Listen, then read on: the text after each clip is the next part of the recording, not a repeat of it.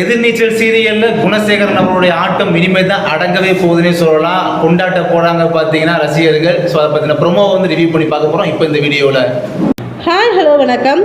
Sun டிவியில் ஒளிபரப்பாகும் எதிர்நீச்சல் தொடரில் தர்ஷினிக்கும் உமையால் மகன் சித்தார்த்துக்கும் கல்யாணம் செய்து வைத்தே தீருவேன் என விடாப்பிடியாக இருக்கிறார் குணசேகரன். அதை தடுக்க எவ்வளவோ முயற்சிகளை ஈஸ்வரி எடுத்தாலும் அதை அத்தனையும் தவிடுபடியாக்கி விடுகிறார் குணசேகரன். இந்த இடைப்பட்ட வேளையில் சித்தார்த்தை காணவில்லை என உமையால் குடும்ப டென்ஷனாக இருக்க, அம்மாவையும் தங்கையையும் காணவில்லையே என ஜனனி பதட்டத்தில் இருக்கிறாள்.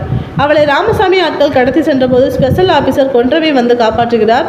அவர்கள் இருவருடன் கதிரும் சேர்ந்து துரைசாமி கிருஷ்ணசாமி சகோதரர்களை பின்தொடர்ந்து வருகிறார்கள். சித்தார்த்தை எப்படியாவது கண்டுபிடிக்க வேண்டும் என்பதற்காக குணசேகரன் தன்னுடைய குறுக்கு புத்தியை பயன்படுத்துகிறார்.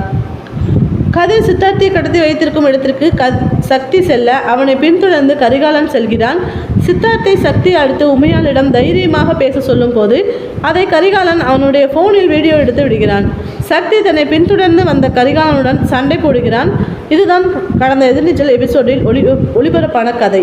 ஜனனி தன்னுடைய மனக்குமுறலையும் பெண்களின் கல்யாணம் என்ற பெயரில் அடக்கி வைத்து அடிமைப்படுத்தும் ஆண்களின் புத்தியையும் எண்ணி புலம்புகிறாள். கல்யாணம் பொண்ணு வயசுக்கு வந்த உடனே கல்யாணம், எதிர்த்து பேசினாலும் கல்யாணம், திறமையை வளர்த்து கொண்டாலும் கல்யாணம், பொண்ணு சோகத்தில் இருந்தாலும் கல்யாணம், சொத்து வருதுனாலும் பல்லை இழிச்சுக்கிட்டு சொந்தம் கொண்டாடும் கல்யாணம். தர்ஷினிக்கு கல்யாணத்தை நடத்தியே தீருவேன் என குணசேகரனும் அதை நிறுத்தியே தீருவோம் என நாங்களும் வீதியில் இறங்கி போராடிக்கிட்டு இருக்கோம். களம் சூடு பிடிக்க ஆரம்பிச்சிடுச்சு. எல்லோரும் கொண்டாட தயாராகுங்கள். ஆனால் இந்த முறை வெற்றி வாய்ப்பு எங்களுக்கு தான் என அதிகம் என்கிறாள் ஜனனி.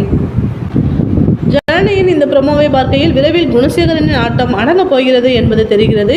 இதுவரையில் அனைவரையும் அடக்கி வெற்றி பெற்று வந்த குணசேகரன் வீழ்ச்சி அடையும் நேரம் வந்துவிட்டது என்பது தெளிவாக தெரிகிறது. இனி வரும் எதிர்நீச்சல் எபிசோடுகளில் கதைக்களம் எப்படி மாறப்போகிறது என்பதை பொறுத்திருந்து பார்க்கலாம்.